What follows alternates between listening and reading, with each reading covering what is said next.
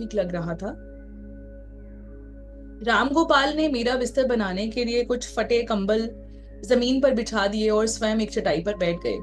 उनके आध्यात्मिक आकर्षण से विभोर होकर मैंने साहस बटोरकर एक निवेदन उनसे किया। महाराज, आप समाधि क्यों नहीं प्रदान कर देते? प्रिय वत्स, मैं खुशी से तुम्हें यह ईश संपर्क करा देता, परंतु उसका मुझे अधिकार नहीं है। उन्होंने अर्धोन्मिलित नेत्रों से मेरी ओर देखा और शीघ्र ही तुम्हारे गुरुदेव तुम्हें वह अनुभव प्रदान कर देंगे। इस क्षण तुम्हारा शरीर उसके लिए तैयार नहीं है। छोटे से विद्युत बल्ब में अत्यधिक वोल्टेज की विद्युत छोड़ दी जाए तो उसके जैसे परखच्चे उड़ जाएंगे। उसी प्रकार तुम्हारी नाड़ियां भी अभी महाप्राण के उस अत्यधिक भारी प्रवाह को सहन करने के योग्य नहीं बनी है। इसी समय नदी यदि मैं तुम्हें समाधि दे दूं तो तुम ऐसे जलोगे कि मानो तुम्हारे शरीर के प्रत्येक कोशिका में आग लग गई हो। जी Monika ji, it's quite interesting. It's quite interesting also, and it's quite क्या हॉरिफाइंग। बोलूं।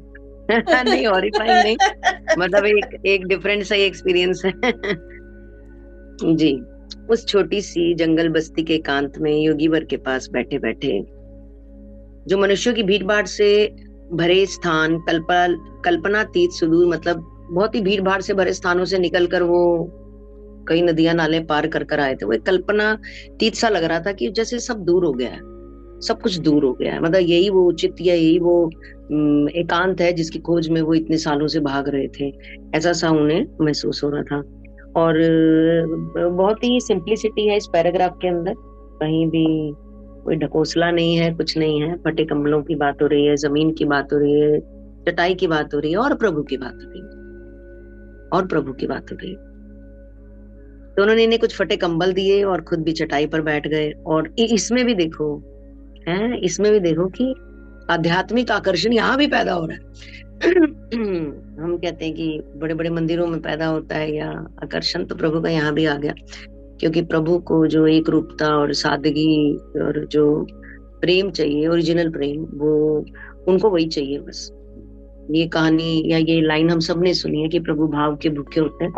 उन्होंने तुम्हारी भावना देखनी है, आडंबर नहीं देखने।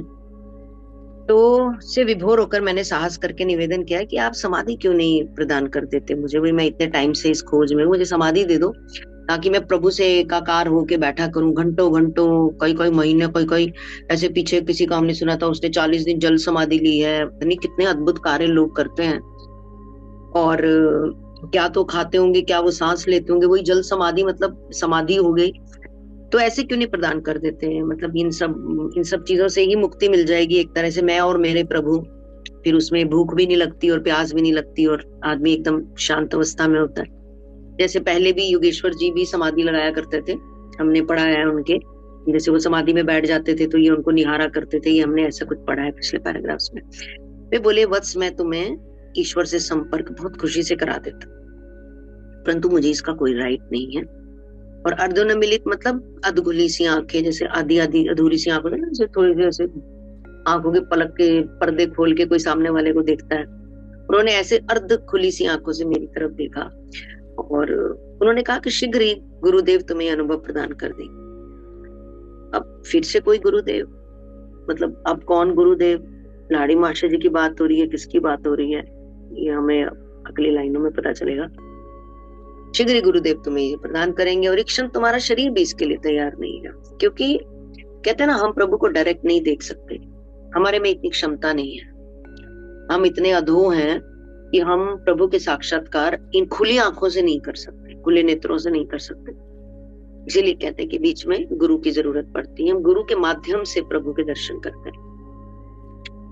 और इस क्षण तुम्हारा शरीर भी इसके लिए रेडी नहीं है, क्योंकि तुम्हारी जो नाड़ियां, नसें और तुम्हारा जो रक्त और शरीर है वो ब्लास्ट हो जाएगा अगर एकदम से प्रभु तुम्हारे सामने आ गए तो। क्योंकि उसके लिए बहुत हाई फ्रिक्वेंसी पे तुम्हें वाइब्रेट करना होगा।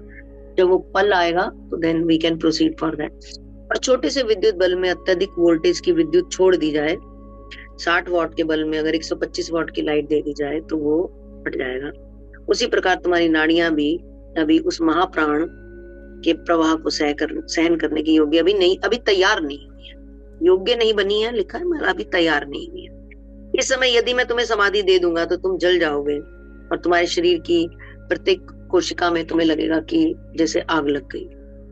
जैसे आप देखते हो ना पुरानी पुरानी पिक्चरों में, अब नई पिक्चरें को ऐसी कमी बनती है। ये जैसे स्त्री पिक्चर थी, या एक वो जो आई थी विद्या बालन की मूवी आई थी, उसमें कुछ इस तरह की चीजें दिखाना कि किसी का शरीर में प्रवेश हुआ तो शरीर जलने लगा, या कुछ भी ऐसी चीज, वो नेगेटिव वे में दिखाते थे उन चीजों को। तो वो कहते कि मैंने अगर तुम्हें अभी एकाकार करा दिया ना, तो फिर तुम्हारे शरीर में, मतलब तुम्हारा शरीर इसको सहन और वहन दोनों नहीं कर पाए। जी मैम। जी, आई थिंक ये मैंने काफी जगह पर सुना है कि जिनका ईश्वर से ये साक्षात्कार होता है तो वो रोशनी की फॉर्म में होता है, लाइट की फॉर्म में होता है। और वो लाइट कहते हैं कि इतनी प्योर होती है कि आपके जो एक्चुअल में बॉडी के सेल्स होते हैं उसके लिए बने नहीं होते हैं। उसके लिए पहले आपको अपने शरीर को बनाना पड़ता है और फिर परमात्मा से एकाकार होता है। जी, तुषार थोड़ा नीचे स्क्रॉल करेंगे प्लीज आप। मतलब ये अपने शरीर को ना काठ का बना लेते हैं, या जैसे कहते हैं ना वज्र का बना लेते हैं, वज्र का रूप दे देते हैं। जैसे हम पढ़ते हैं सन्यासी। हाँ तुषार, आपका ना इको हो रहा है वॉइस, आप अपना म्यूट करें या तो। इको हो रही है वॉइस। हाँ जी। तो जैसे हम पुराने सन्यासियों के बारे में पढ़ते हैं कि कई कई सालों तक वो समाधि में बैठे रहते हैं, तो वो अपने शरीर को, अपने शरीर से तो वो मतलब वो आत्मा से जीने लगते हैं। वो शरीर तो एक एक खोल रह जाता है ऊपर, बाकी उनका जो मतलब हम अभी तक हमने यही सुना है कि आत्मा का आत्मा से मिलन होता है, या आत्मा का परमात्मा से मिलन होता है। तो अभी माध्यम तो शरीर ही है, क्योंकि शरीर में ही आत्मा स्टे कर सकती है। खुली आत्मा तो परमात्मा से नहीं मिल सकती। माध्यम शरीर ही रहेगा, योग शरीर ही करेगा, तपस्या शरीर के माध्यम से होगी, फिर हम उस प्रभु को पा सकते हैं। तो कहीं ना कहीं शरीर का एक बहुत बड़ा रोल दिखाया है इन्होंने।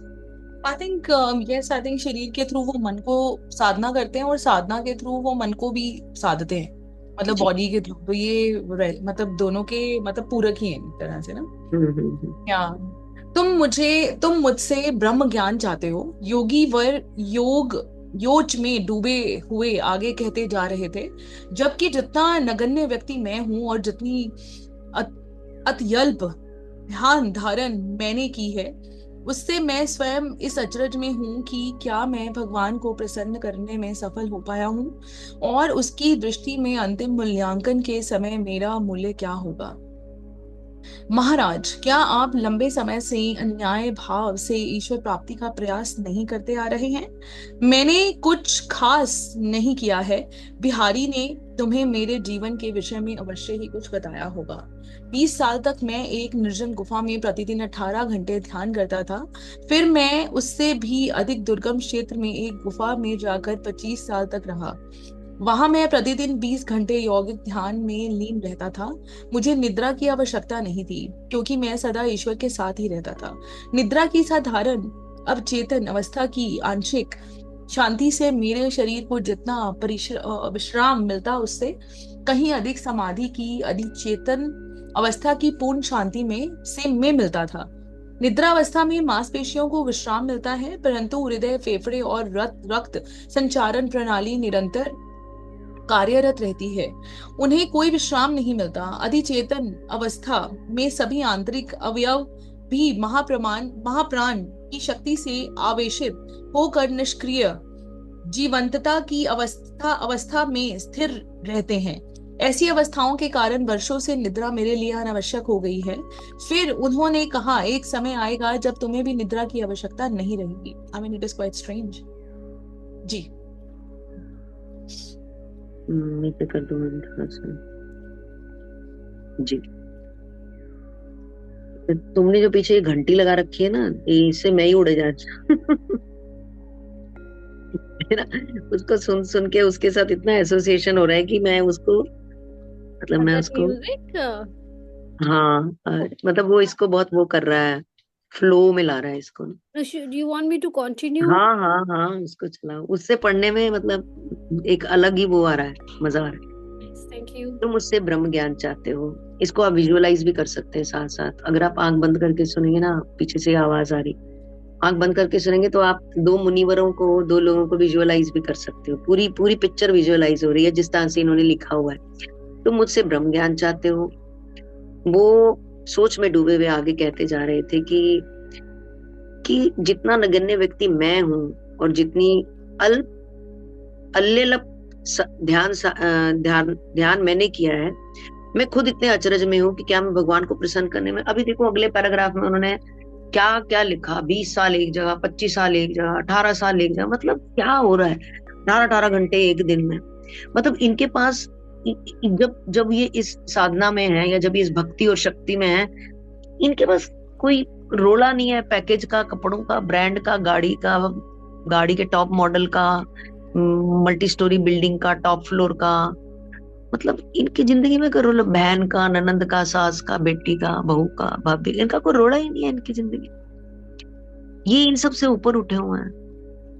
कहीं ना कहीं जो हमारे वेद भी कहते हैं कि हम यहाँ पर बस खुद के निर्वाण के लिए आए हैं, हम यहाँ पर हम यहाँ भोग में व्यस्त हो गए। शास्त्र तो हमारे यही कहते हैं, पर शास्त्रों में तो हम गए नहीं, ना हमने शास्त्र पढ़े, ना हमें अच्छे लगते हैं, बोर लगते हैं हमें शास्त्र। कोई पढ़ भी रहा होता है तो मुझे 2 फुट की दूरी बना लेते हैं, भाई कुछ सिखा देगा उल्टा सीधा। हम तो जिंदगी में मजे लूटने आए हैं, हमारे मजे ना खत्म हो जाए। मतलब आप देख रहे हैं हम उलट दिशा में जा रहे हैं, बिल्कुल हम बिल्कुल उल्टे चल रहे हैं सारे के सारे। वो आगे कह रहे थे कि शायद मैंने इतना कम ध्यान किया है, मैं अचरज में हूँ, क्या मैं भगवान को प्रसन्न करने में सफल हो पाया हूँ।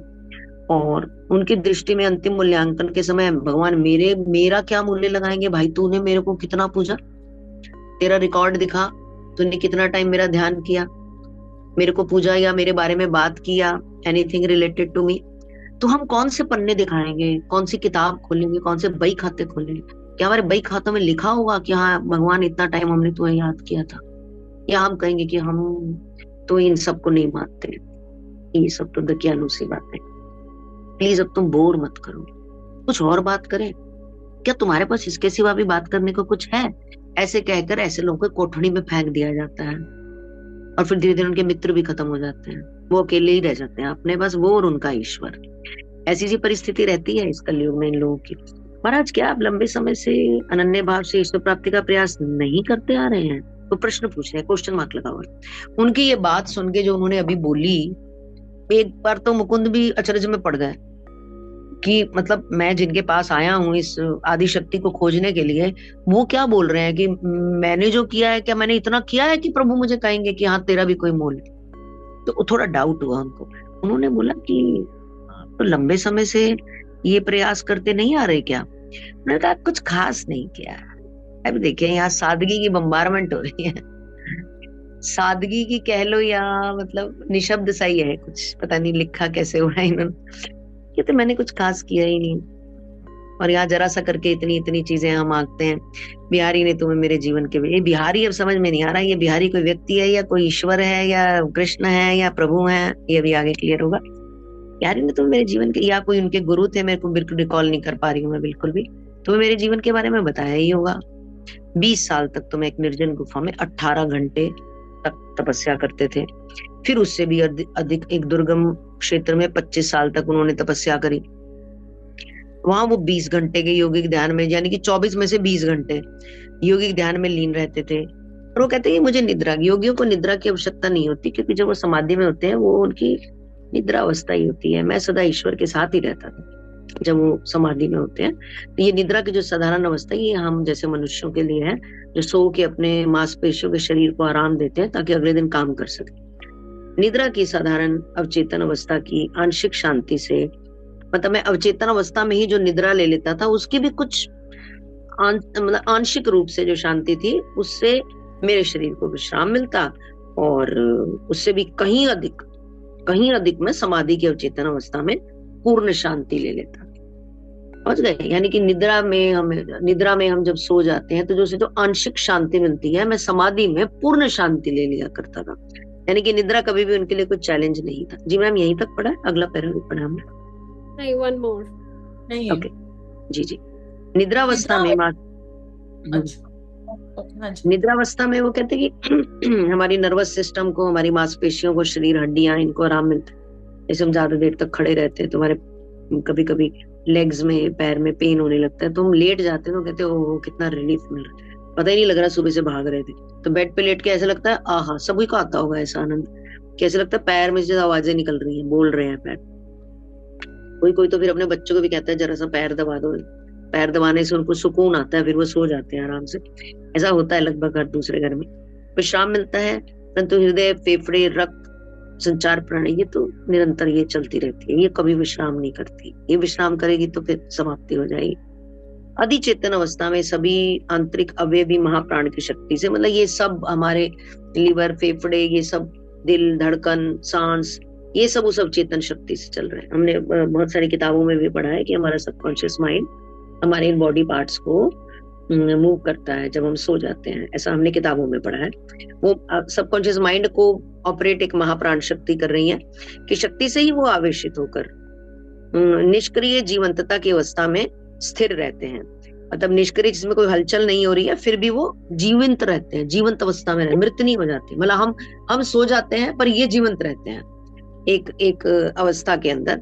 फिर उन्होंने कहा कि ऐसी अवस्थाओं के कारण वर्षों से निद्रा मेरे लिए, तो मेरे लिए वर्षों से निद्रा जो है उसकी मेरे को ऐसी कोई खास जरूरत महसूस नहीं होती है, और एक समय आएगा जब इसकी तुम्हें भी जरूरत नहीं पड़ेगी। यानी कि तुम भी जब उस दिव्य लोक में पहुंच जाओगे, उस परम शांति के पथ पर अग्रसर होगे, या उस परम पिता परमात्मा का अवलोकन कर लोगे, या इतना सामर्थ्य प्राप्त कर लोगे, तो शायद नींद की जरूरत तुम्हें भी नहीं पड़ेगी। जी मैम। हे भगवान, आप इतने लंबे समय से इतनी अधिक ध्यान धारणा करते आ रहे हैं और अभी भी आपको निश्चित पता नहीं है कि आपने प्रभु को प्रसन्न कर दिया है या नहीं। मैंने आश्चर्य से कहा, फिर हम जैसे साधारण लोगों का क्या होगा? क्या तुम नहीं समझ रहे हो वत्स कि ईश्वर स्वयं अनंत काल है? यह सोचना कि केवल 45 वर्षों की ध्यान धारणा से कोई उसे पूर्ण रूप से जान लेगा, असंगत अपेक्षा रखना है। तथापि बाबा जी हमें यह विश्वास अवश्य दिलाते हैं कि थोड़ी सी ध्यान धारणा भी मृत्यु भय और प्रलोभ की अवस्था के भय से हमारा रक्षण करती है। तुच्छ पर्वतों को अपना आध्यात्म बनाकर निर्गुण ईश्वर प्राप्ति के तारे पर, ये क्या डिस्प्ले हो रहा है तुषार पीछे? I want you to join me for my free Energy Queens Masterclass, where I am going to... ये मास्टर क्लास के बारे में आ रहा है, ये आपके यहाँ डिस्प्ले हो रहा है? या नाउ दिस इज फाइन।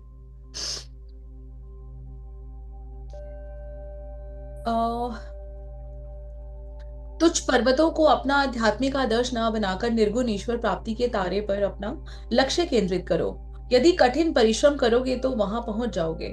इस संभावना से रोमांचित होकर मैंने उनसे कुछ और ज्ञानोपदेश करने की याचना की। उन्होंने लाहिड़ी महाशय के गुरु बाबा जी के साथ अपनी प्रथम भेंट की अद्भुत कहानी सुनाई। लगभग मध्य रात्रि होने पर तब राम गोपाल मौन हो गए और मैं अपने कंबलों पर लेट गया।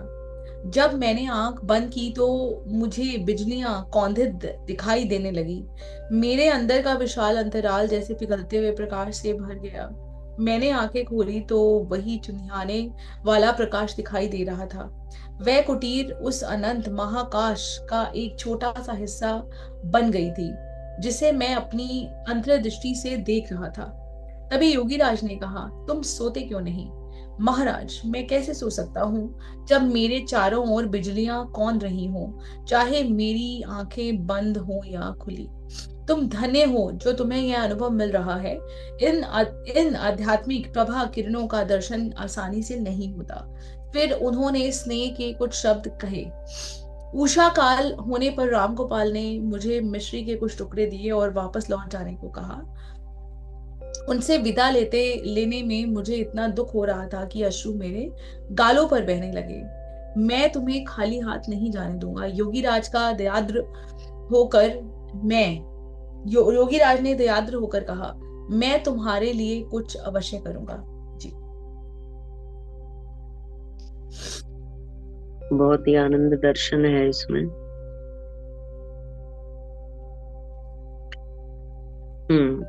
उन्होंने कहा कि तुम इतने सालों से उनको गुरुवर को बोला, इतना राम गोपाल जी को, कि इतनी ध्यान धारणा कर रहे हो, और क्या अभी भी आपको निश्चित पता नहीं है कि प्रभु आपसे प्रसन्न होंगे कि नहीं? फिर हम जैसे साधारण लोग तो पता नहीं कतार में कौन से नंबर पे खड़े होंगे, क्योंकि ये निश्चित रूप से अचरज करने वाली चीज थी कि एक दिन के 20 घंटे और 18 घंटे इस प्रभु भक्ति में देने के बाद भी वो कह रहे हैं कि प्रभु पता नहीं मेरी भक्ति का कोई मोल करेंगे कि नहीं। तो कोई भी उनके सामने कोई भी खड़ा होगा तो वो निश्चित, और वो भी 20 साल और 25 साल की ड्यूरेशन, नॉट एक दिन या 2 दिन या 1 साल या कुछ महीने। तो सामने वाले को तो संशय होना लाजमी है कि भैया हम कहाँ स्टैंड करते हैं। अगर तुम इतनी गहन यात्रा के बाद भी अभी भी संशय में हो तो यकीनन उन्होंने मजाक में ही ये बोला होगा, या आई डोंट नो।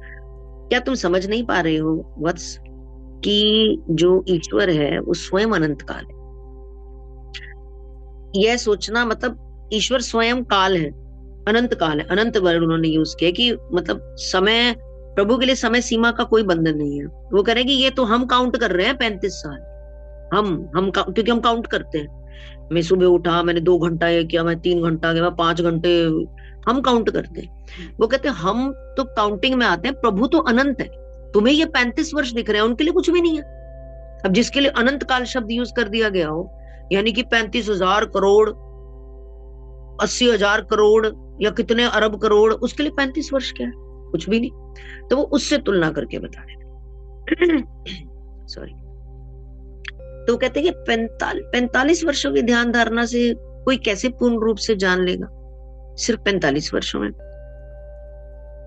तो जबकि हमें बाबा जी ने यह विश्वास, बाबा जी वो लाड़ी मास्टर जी के गुरु जी के लिए यूज कर रहे हैं, ऐसा इन्होंने लिखा है आगे कि बाबा जी ने ये कहा था कि तुम थोड़ी सी भी ध्यान धारणा करोगे ना तो मृत्यु भय और प्रलोक की अवस्था का भय, कि मैं मरने के बाद कहाँ जाऊंगा, मेरा क्या होगा, मेरा अगला जन्म कहाँ होगा, किसी ऐसी वैसी जगह में तो नहीं होगा, शरीर पूरा होगा कि नहीं। कुछ लोग इस भय से भी ग्रस्त रहते हैं, कोई ना कोई उनकी पीड़ा का कोई कारण होता है। तो कुछ लोग इस से ग्रस्त रहते हैं कि परलोक में जो अवस्था होगी वो कैसी होगी, भूत तो नहीं बन जाएंगे, पेड़ पे तो नहीं टंग जाएंगे। बहुत सारे लोग इस तरह की चर्चा करते हैं। और वो कहते हैं कि अगर तुम थोड़ी सी भी ध्यान धारणा करोगी ना तो पहले तो मृत्यु का भय निकल जाएगा, और फिर परलोक में के बाद क्या होगा उसका भी भय जो है, उससे भी वो तुम्हारी रक्षा करेंगे। तो तुच्छ पर्वतों को अपना आध्यात्मिक आदर्श मत बनाओ, पर्वतों से तुम्हें कुछ नहीं मिलेगा। निर्गुण ईश्वर प्राप्ति के तारे पर, मतलब आपका यही मकसद होना चाहिए कि मुझे उस निर्गुण ईश्वर को प्राप्त करना है, उस पर अपना लक्ष्य केंद्रित करो। और अगर कठिन परिश्रम करोगे, मेहनत करोगे, मेहनत तो हर जगह चाहिए, IIT करने में भी चाहिए, IAS करने में भी चाहिए, डॉक्टर बनने में भी चाहिए, एक्टर बनने में भी चाहिए, मेहनत तो हर जगह चाहिए। प्रभु को पाने में भी मेहनत चाहिए, मेहनत तो हर जगह लाजमी है। तो कहते यही मेहनत प्रभु के लिए कर लो, कठिन परिश्रम करोगे तो शायद आप वहां पहुंच जाओगे। जी मैम, थोड़ा सा ऊपर कर दीजिए।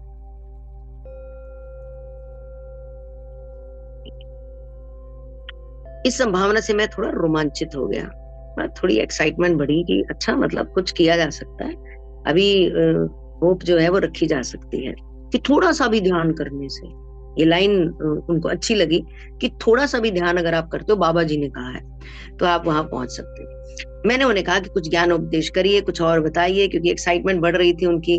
उन्होंने लाड़ी मास्टर जी के गुरु बाबा जी के साथ अपनी प्रथम भेंट की एक अद्भुत सी कहानी उनको सुनाई। तो जब आधी रात हो गई तो राम गोपाल जी मौन हो गए और मैं भी अपने कंबलों पर लेट गया। कंबलों मतलब जो थोड़े अधफटे से कंबल उन्होंने बिछाए थे, तो 2 4 5 टुकड़े थे, तो वो मिला के उन्होंने कंबलों वर्ड यूज किया है। और जब देखो प्रभु कहाँ रहे, फकीरी में आ रहे, प्रभु कालीन गद्दों में नहीं आ रहे, महंगे महंगे फूलों में नहीं आ रहे, वो फटे कंबल की गरीबी फकीरी में। अब देखो उनको प्रकाश के दर्शन हो, तो कितना सिंपल है ये सब। और जब मैंने आंख बंद की तो बिजलियां सी कौंधने लगी, विशाल अंतराल जैसे लगा कि जैसे उनका पूरा जो शरीर है वो प्रकाश का पुंज बन गया है, उसमें प्रकाश भर गया है उनके अंदर। आंखें खोली तो फिर प्रकाश दिख रहा था, आंख बंद कर रहे थे तो अंतर्मन में प्रकाश दिख रहा था, यानी कि अंदर बाहर दोनों जगह समान अवस्था थी उनकी, दोनों जगह ही प्रकाश दिख रहा था। वो कहते हैं कि मैं ऐसे लग रहा था जिस कुटी में हम सोए हुए हैं, जिस जगह पे हम सोए हुए हैं, वो तो एक छोटी सी हो गई और महाकाश, मतलब इतना बड़ा प्रकाश का महासागर सा वहां पे फैल गया, और उसमें जो कुटी है वो छोटी सी हो गई है बिल्कुल, ऐसा उनको महसूस हुआ। और उन्हें वो अपनी अंतर्दृष्टि से देख रहे थे। मतलब एक बार तो उन्होंने आंख खोल के भी देखा, फिर आंख बंद कर रहे थे तो भी सेम ही चीज नजर आ रही थी। तो योगी राज ने उन्हें बोला, भाई तुम सोते क्यों नहीं हो? ये बोले, कैसे सोऊं, मेरे चारों ओर बिजलियां कौंध रही हैं, आंख बंद करूं या खुली करूं ऐसा ही लग रहा है मुझे। फिर गुरुजी को समझ में आ गया कि ये भी कोई साधारण व्यक्ति नहीं है। उन्होंने कहा, तुम धन्य हो जो तुम्हें ये अनुभव मिल रहा है। मतलब ये अनुभव सामान्य नहीं है और ये सबको हासिल भी नहीं होता। कोई बहुत बहुत पवित्र सोल्स होती हैं जिनकी जर्नी में ये अनुभव उन्हें मिलता है कि तुम बहुत धन्य हो जो तुम्हें ये अनुभव मिल रहा है। इन आध्यात्मिक प्रभा किरणों का दर्शन आसानी से नहीं होता। तो उनको उन पे स्नेह आया, प्यार आया और उन्होंने उनको कुछ शब्द कहे। और उषा काल सुबह होने पर राम गोपाल जी ने उन्हें मिश्री के कुछ टुकड़े दिए और कहा कि अब तुम लौट जाओ अपने गुरु के पास। उनको विदा लेने से उनको दुख हो रहा था, क्योंकि उन्होंने बहुत ही अद्भुत दर्शन किया था रात्रि में उनके साथ रहकर, जिसके लिए वो मीलों मीलों मीलों चले थे, धूप में, सर्दी में, धूप में, गर्मी में, भूखे पेट। तो उन्हें कोई अफसोस नहीं था, उनके गालों पर अश्क बहने लगे। तो गुरु जी ने कहा, मैं तुम्हें खाली नहीं जाने दूंगा। और दया में सराबोर होकर उन्होंने कहा कि मैं तुम्हारे लिए कुछ ना कुछ अवश्य, यानी कि ईश्वर से सिफारिश लगाऊंगा तुम्हारी, कुछ ना कुछ तो तुम्हारे लिए अवश्य करूं।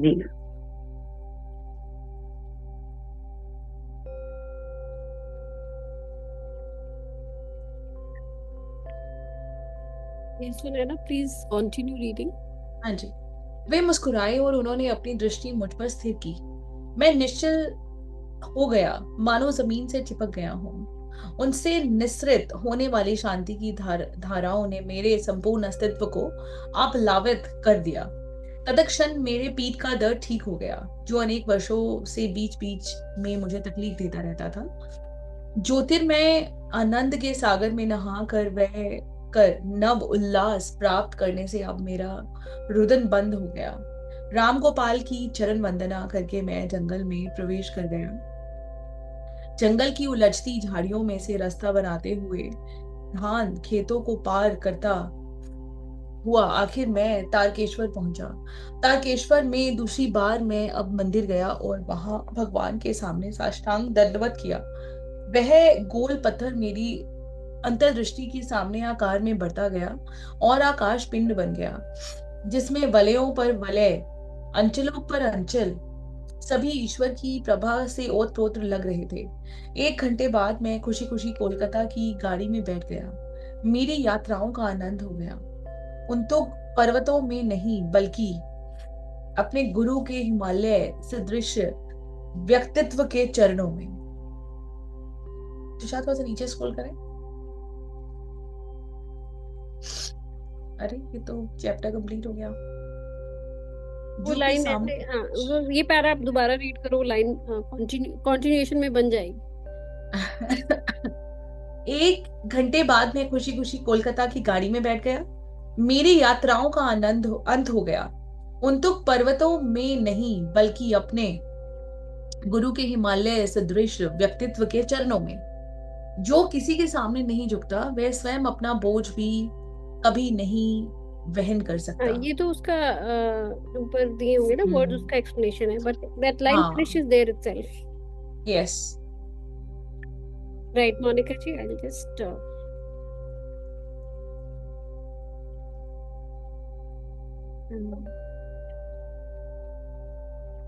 जी मैम, फ्रॉम हियर।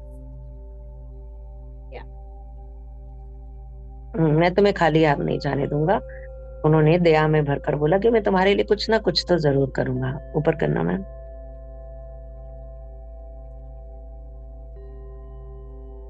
नीचे कर। हमारी ऊपर नीचे में थोड़ी कंफ्यूजन।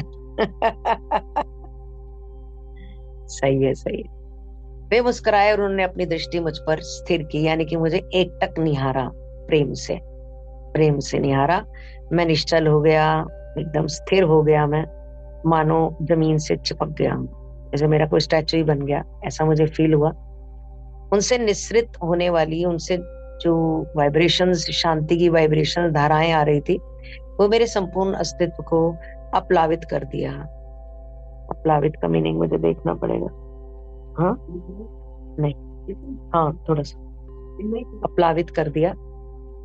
और जो तत्क्षण मेरी पीठ का दर्द जो उनको काफी टाइम से चल भर रहा दिया था। आपके यहाँ पे, हाँ जी लग जी रहा है मैम। कुछ भर दिया, गूगल पे देखते हैं। अच्छा नहीं नहीं ठीक है, हाँ ma'am, please। Google ji PC ji में। ओके। अस्तित्व को अप्लावित कर दिया। उसी टाइम उनकी पीठ का दर्द भी ठीक हो गया जो उन्हें अक्सर परेशान करता रहता था। और एक ज्योतिर्मय आनंद के सागर में नहाकर नव उल्लास प्राप्त कर कर अब मेरा रुदन बंद हो गया, क्योंकि एक बहुत ही अद्भुत दर्शन उनको हुआ इनके पास आके, जो अवर्णनीय है सभी के लिए ही। हम सब ने पढ़ा है, हम महसूस कर सकते हैं कि वो कितना सुखद, शानदार और गौरव में पल रहा होगा जब उनको उस अलौकिक लाइट के दर्शन हुए होंगे। तो राम गोपाल जी को चरण वंदना करके वो जंगल में प्रवेश कर गए और फिर उसी तरह कांटे, झाड़ियां, धान उन पे पैर रखते हुए वे तारकेश्वर जी पहुंच गए। और तारकेश्वर जी में दूसरी बार, अब तो उनको मंदिर जाना ही था। पहली बार मंदिर गए थे, उनके गुरु को पता चल गया था कि तुमने ब्रह्मा जी के मंदिर में मत्था नहीं टेका है। तब उनको समझ में आ गया कि कोई भी, ये जो हम भी ये जो सीखते हैं ना, हमने पिछली क्लास में भी देखा था कि सिर झुका दो, सच में झुका ही देना चाहिए। हमें यही सिखाया गया।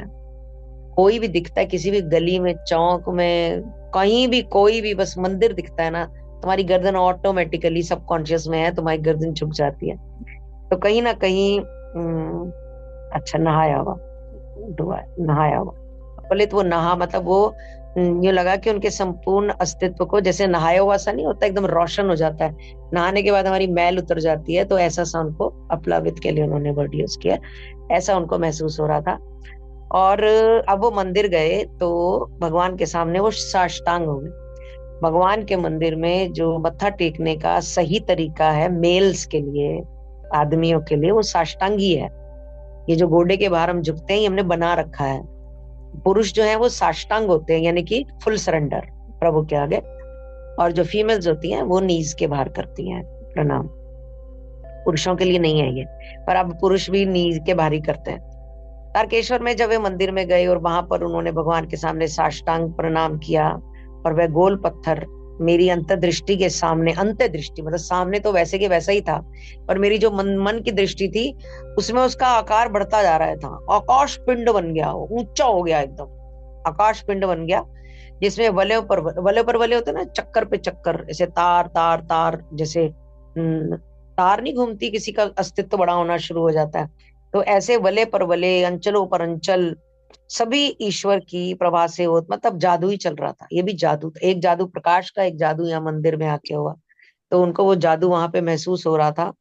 और 1 घंटे के बाद मैं खुशी खुशी बैठना ही था, खुशी खुशी इतना लूट के आए वहां से, कोलकाता की गाड़ी में बैठ गया। और जो मेरी यात्राओं का अंत हो गया, तुंग पर्वतों में नहीं बल्कि अपने गुरु के हिमालय सदृश व्यक्तित्व के चरणों में। अब उन्हें पता चल गया कि पहली बात तो गुरु आवश्यक होते हैं, हम प्रभु से डायरेक्ट नहीं मिल सकते। दूसरा, गुरु के चरणों में, अतः जो प्रभु हैं वो गुरु के चरणों के माध्यम से ही मुझे सदृश्य होने वाले हैं, ऐसे मैं प्रभु तक नहीं पहुंच सकता। ये क्लैरिटी भी उनको हो गई थी, तो he was very happy and coming back to, I think वो युक्तेश्वर जी के पास ही जा रहे हैं, जितना समझ में आ रहा है। बाकी आगे हम रीड करेंगे तो पता चलेगा। जी मैम, आगे हमने पढ़ लिया, हमने ये चरणों में मतलब पूरा चैप्टर कंप्लीट कर लिया है। ठीक है। 1 घंटे बाद मैं खुशी खुशी कोलकाता की गाड़ी में बैठ गया, मेरी यात्राओं का अंत हो गया। हाँ, ये हमने रीड कर, ठीक है madam. Right. Thank you so much, Monica ji. I think let's have a 2 minutes of silence time now, and then we will open the platform for sharing our reflections. Thank you.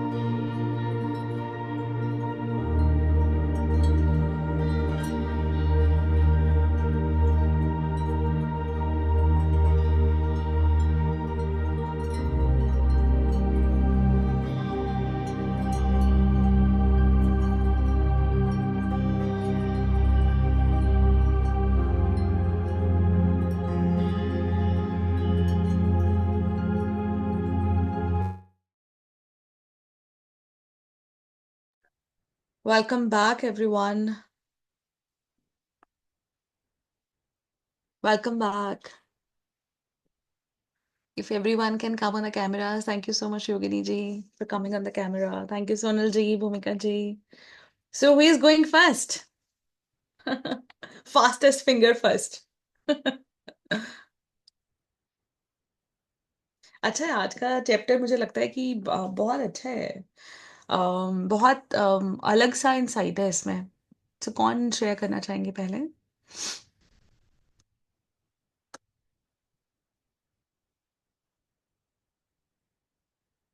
Sonal जी, भूमिका जी, योगिनी जी।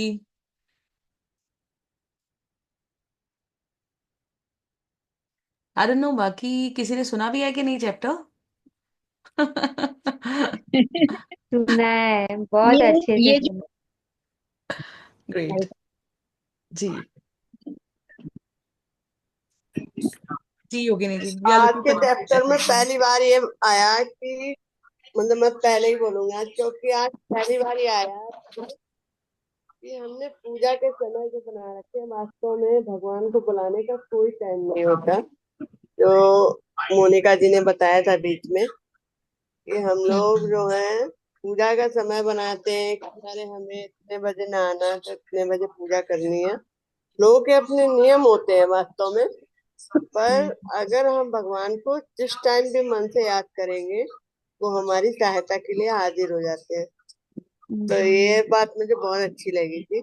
और इसी पे एक story भी है छोटी सी कि एक आदमी जो था उसकी मतलब वाइफ बीमार हो गई, तो वो भगवान के पास गया और उस समय रात का समय हो रहा था और वो मंदिर में जाके भगवान से पूजा कर रहा था।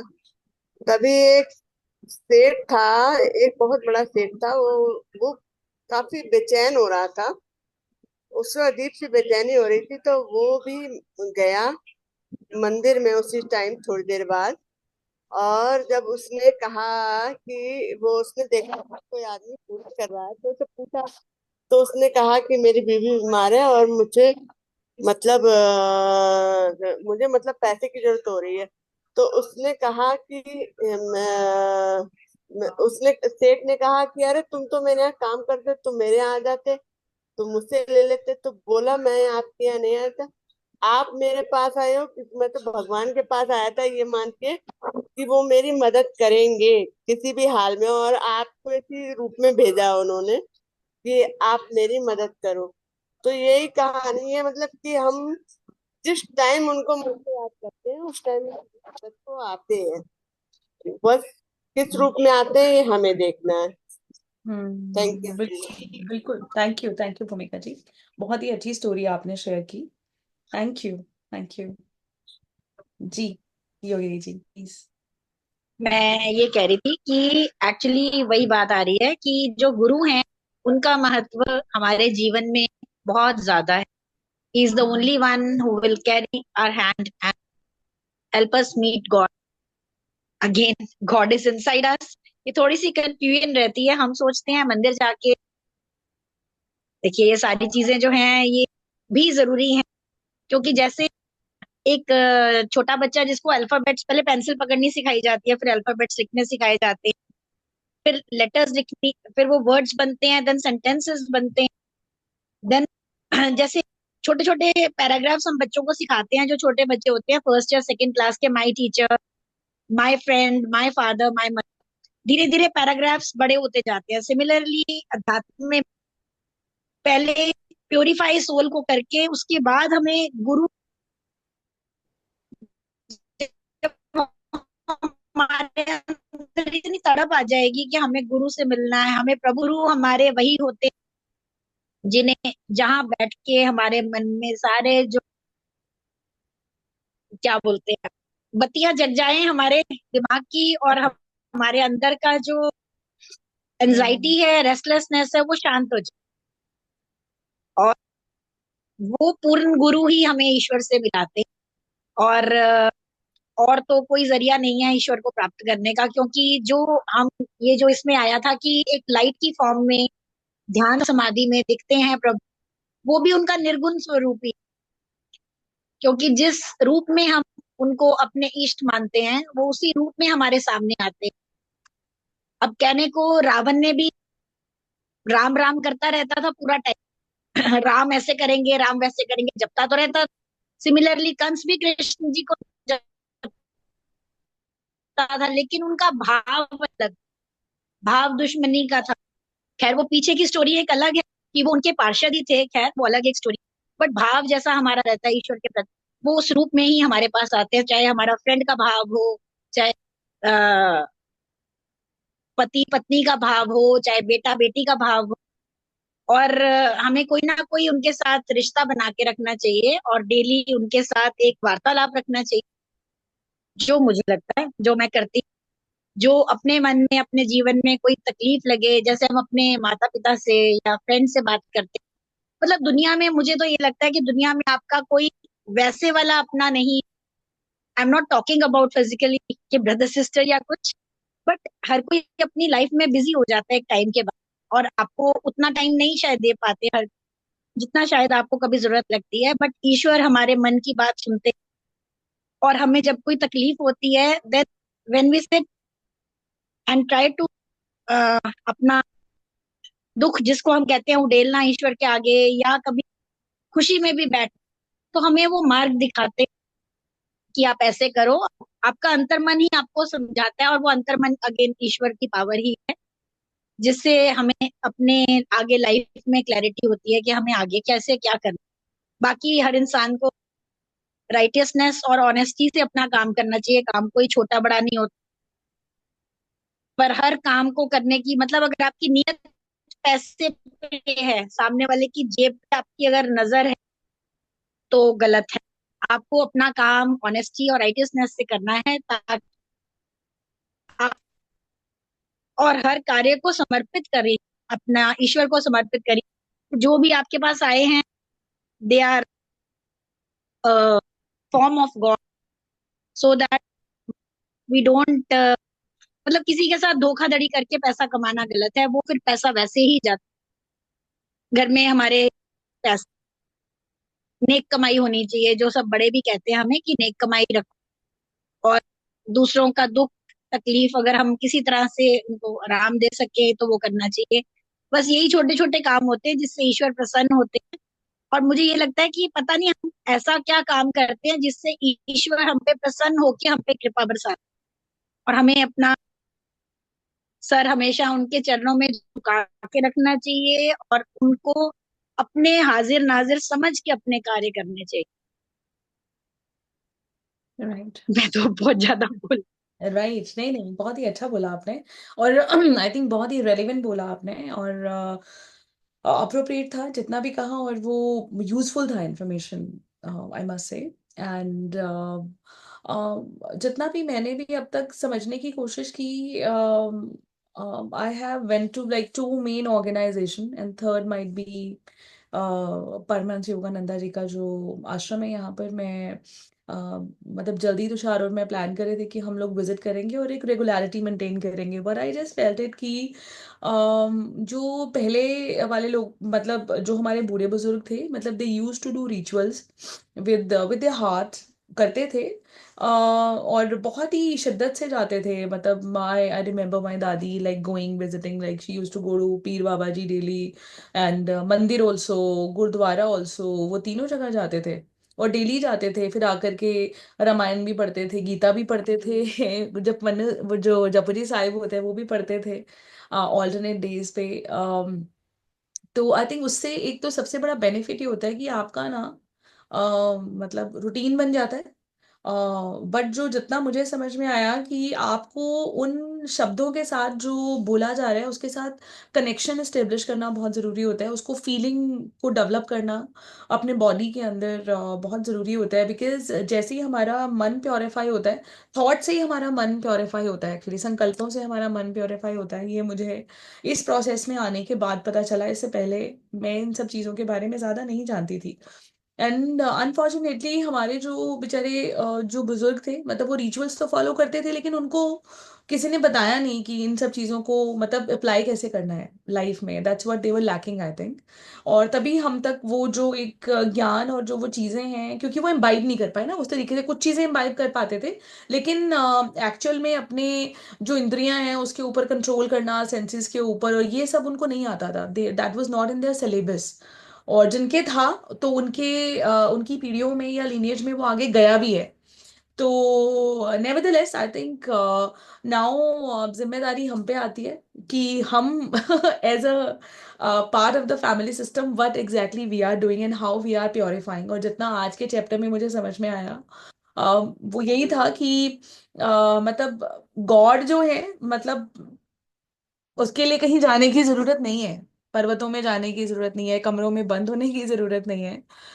अगर आपका, और जो ये आपने योगिनी जी एक्ट्स बताए हैं, एक्ट्स ऑफ काइंडनेस या मतलब सिंसियरिटी, या और हम बात करते हैं कि जो भी अपना काम हम कर रहे हैं वो कितनी श्रद्धा से करते हैं। आज के मॉर्निंग के चैप्टर में भी कामों को लेकर के था, मैजिक बुक हम पढ़ रहे थे, तो उसमें यही आ रहा था कि आप जितने भी काम है, मतलब घर में खाना बनाना भी एक काम है, झाड़ू पोछा करना भी एक काम है, मतलब उन सब कामों को आप कितनी डिग्निटी के साथ देखते हैं, उन सब में कितना आप ईश्वर को महसूस कर पाते हैं। So I think this is very easy to say, but if we were not being conditioned in that way that we could see all. I mean, we could see everyone with that kindness or compassion. So what I understood कि जब आप ये धीरे धीरे करते हैं तो आपका मन जो है वो धीरे धीरे मतलब जो भी एक्टिविटी आप कर रहे हैं वो एक्ट ऑफ काइंडनेस के साथ करते हैं, कंपैशन के साथ करते हैं, और डेलिबरेटली उसको डेवलप करते हैं। बार बार अपने मन को अगर घसीट करके उस कंपैशन जोन में लेके आते हैं तो सर्टेनली आपका जो मन है पहले वो प्योरीफाई होता है, और मन के जरिए आपकी बॉडी प्योरीफाई होती है। तो बॉडी एक तो मतलब विचारों से हुई, और दूसरा अपने खान पान पे और कितनी शुद्धता का हम ध्यान रखते हैं, जो मुझे अभी तक मोटा मोटा समझ में आया है। तो दोनों चीज़ों को डेवलप करके, और ध्यान में भले ही आप फीलिंग के साथ लाइक 5 मिनट भी बैठते हैं या 10 मिनट भी बैठते हैं, तो कब ईश्वर से साक्षात्कार हो जाता है यू नेवर नो। अभी ऐसा बोला जाता है कि 12 घंटे, 18 घंटे, 24 घंटे में इतना, आई डोंट नो। मतलब मैंने ऐसे लोगों के एक्सपीरियंसेस भी सुने हैं जो मतलब क्रेव करते थे गॉड के लिए, और पता ही नहीं चला कि साक्षात्कार कैसे हो गया उनको अपनी लाइफ में। So, nevertheless, I think this is a very beautiful journey going on so far, and we are learning that how to, matlab, feel God, how to like purify your all the senses as like advised by Yogini ji also. Even I also realise in the process कि yes मतलब purification बहुत जरूरी है, और हमारे कर्मों में भी प्योरिफिकेशन जो है वो झलकनी चाहिए। मतलब वो खुद को भी महसूस होना चाहिए, और हमें पता लग जाता है फीलिंग्स के थ्रू, हमें पता लग ही जाता है कि where we are heading towards, कहाँ जा रहे हैं हम। हमारी बॉडी हमें बता देती है। तो अभी I think that was all from my side, and thank you so much. And कोई और अगर इंसाइट शेयर करना चाहें, फीडबैक देना चाहें, so everyone is welcome. Manjal, Sheetal, doctor Sheetal so called. मैंने कहा तुषार हाय बुला तो एवरीवन। आज मैं भी बुलाई देती हूँ। अच्छा जी, थैंक यू थैंक यू। मुझे बड़ी सारी जगह पे बहुत अच्छे इंसाइट्स मिले। कुछ क्या? चीजें और ऑलरेडी कवर शीतल हो जी, गई है। कैसे हैं आप और सब? शीतल जी, मैंने कहा कैसे हैं बात ही कर भूमिका लो। जी? हाँ करिए बढ़िया। मैंने करिए। कहा और आपकी बहन का अभी पढ़ा मैंने चैट में, नी हाँ, रिप्लेसमेंट। वो तो ठीक है, कितनी अभी उम्र है बेटर है। उसकी, आपकी बहन की? बस एक ही साल बड़ी है मुझसे। एक 1.25 साल। अरे बताइए, बड़ी छोटी उम्र में नी हाँ, रिप्लेसमेंट। आ गई थी चलिए नौबत, लेकिन अब ठीक है, शी इज रिकवरिंग। ठीक है, ओके जी। अब मैं थैंक यू थैंक यू।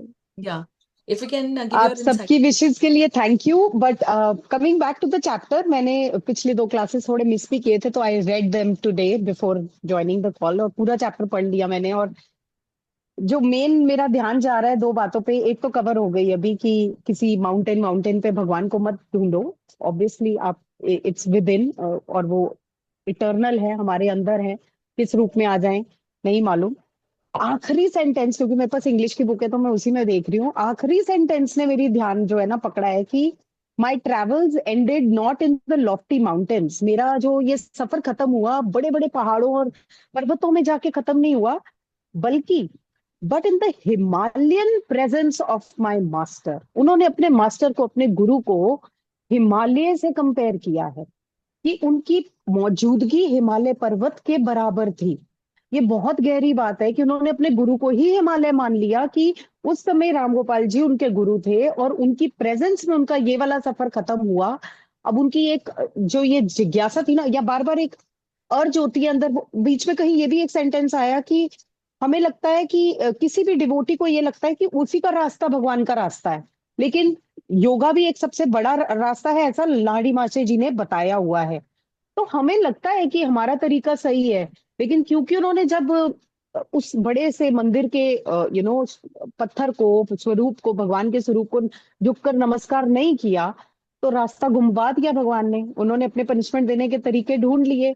तो ये भी लिखा है कि जो इंसान किसी के सामने नहीं झुकता ना, वो अपना खुद का बोझ भी नहीं उठा पाता। मुझे याद आ रहा है, जब मैं बड़ी हो रही थी, बड़ा मैं भी तर्क करती थी मम्मी की बातों को भी, और पूछती थी कि ऐसा क्यों कर रहे हैं, वैसा क्यों कर रहे हैं, क्या इसका लॉजिक है, साइंस क्या है। बड़े हम ऐसा सोचते थे, हम बड़े इंग्लिश मीडियम में पढ़ रहे हैं, बड़ा साइंटिफिक सोचेंगे, ये सब तो धकियानुसी बातें हैं, सुपरस्टिशन है, ढकोसले है, क्यों इतना ये सब करना, ताम झाम वगैरह वगैरह। मतलब बड़े होते होते ये चीजें ऑब्जर्व होती थी, शायद दिमाग में भी आती थी, बहुत ज्यादा स्पष्ट तरीके से कही नहीं होंगी, लेकिन बहुत ज्यादा रिचुअल्स मैंने फॉलो भी नहीं किए। अब समझ में आया कि उन सब रिचुअल्स का अपना एक एनर्जेटिक कनेक्शन था, एक क्लेंजिंग प्रोसेस था। एक हर श्राइन की, एक हर डीटी की, एक हर आइडल की अपनी, वो कहते हैं ना, प्राण प्रतिष्ठा की होती है। तो बहुत चीजें, और आपको झुकना विनम्रता सिखाता है। इसके आपकी लाइफ कोचिंग के लिए भी बहुत सारे महत्व हैं। और तब ये चीजें नहीं समझ में आती थी। अब ऐसा लगता है झुक झुक के धरती माँ को भी जय करो कि हे धरती माँ, तुमने मुझे सब कुछ दिया। वो फीलिंग्स आ रही हैं। अब समझ आ रहा है कि कितनी बड़ी बात लिखी है कि a man who bows down to nothing can never bear the burden of himself. आप खुद का बोझ क्या उठाओगे, आप किसी के आगे झुक ही नहीं पा रहे हो। इस लाइन में सारा सार आ गया पूरे चैप्टर का, कि झुकना भी जरूरी है। प्रभु को पाने के लिए पर्वतों का सहारा लेने के, या उस दिशा में सिर्फ सोचना कि यही एक रास्ता है। अब मुझे समझ में आ रहा है कि मैं भी कई बार ना, घर के माहौल में कभी बच्चों से लड़ाई हो जाए या पति से लड़ाई हो जाए, कभी ऐसा लगता है इससे अच्छा तो हम मंक बन जाए, पहाड़ों में चले जाएं, सन्यासी बन जाओ, ऐसे करके हम बोल जाते थे। अब लगता है बेवकूफी कहते थे। मतलब ये लड़ने के लिए तो ठीक है लाइन है, पर एक्चुअली जाने की जरूरत नहीं है। बिना सन्यासी बने भी प्रभु मिल सकते हैं, घर गृहस्थी में भी प्रभु मिल सकते हैं। किसको कितनी श्रद्धा से और कितनी मेहनत से मिलेंगे, वो उनका खुद का अपना कर्मा भी है, और श्रद्धा भी है, इंटेंशन भी है, सब कुछ है।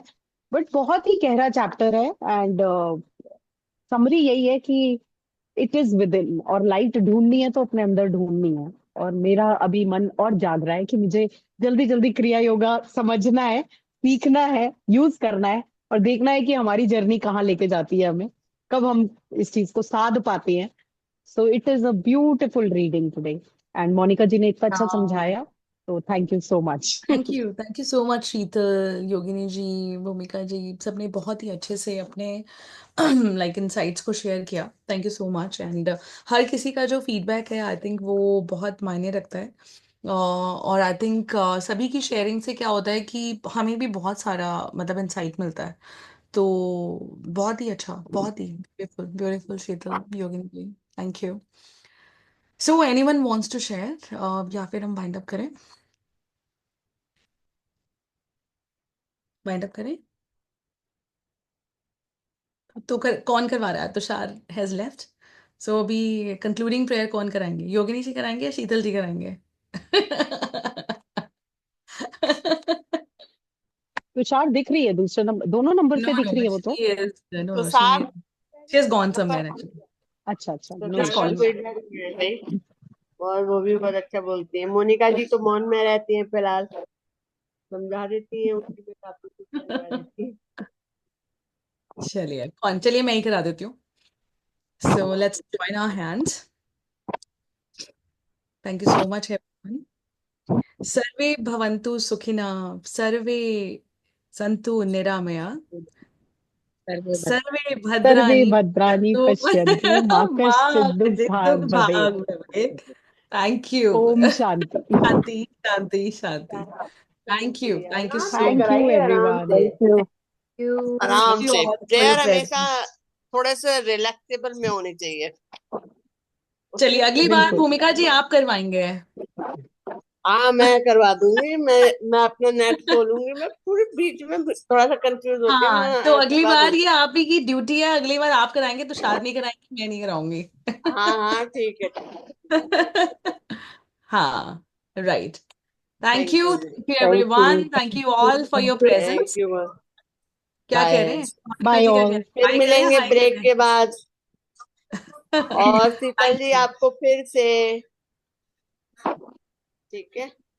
Thank you so thank much, you, thank you thank so much. You, thank you replacement so much हो गया एवरीवन। कि अभी होना है उनका? हो गया, घर आ गई, अब तो ठीक हो गई है, बस ठीक है रिकवरी तभी आप फेज है। मानी हाँ बात। जी। ठीक है जी okay. Thank you. Thank you so much everyone. तो